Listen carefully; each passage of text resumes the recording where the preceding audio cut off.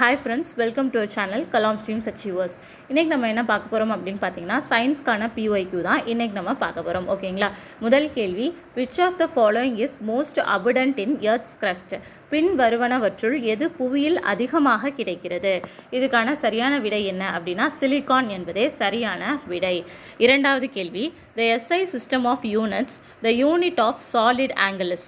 SI அலகு முறையில் திண்ம கோணத்தின் அலகு என்ன அப்படின்னு கேட்டிருக்காங்க. இதுக்கான சரியான விடை என்ன அப்படின்னா ஸ்டிரேடியன். ஓகேவா? ஸ்டிரேடியன் என்பதே சரியான விடை. Fraunhofer's lines of the solar system are examples of.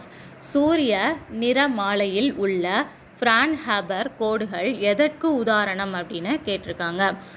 இதுக்கான சரியான விடை என்ன அப்படின்னு பார்த்தீங்கன்னா த கண்டினியூஸ் எமிஷன் ஸ்பெக்ட்ரம் என்பதே சரியான விடை. அதாவது பட்டை உமிழ்வு நிறமாலை என்பதே சரியான விடை. அடுத்த கேள்வி, the approximate chemical composition of duralumin is.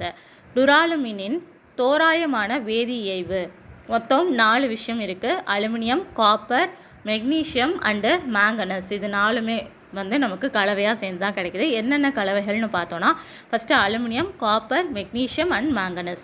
So அலுமினியமில் 95% இருக்குது, காப்பரில் 4%, மெக்னீஷியமில் 0.5%, மேங்கனஸில் 0.5%. ஓகேவா?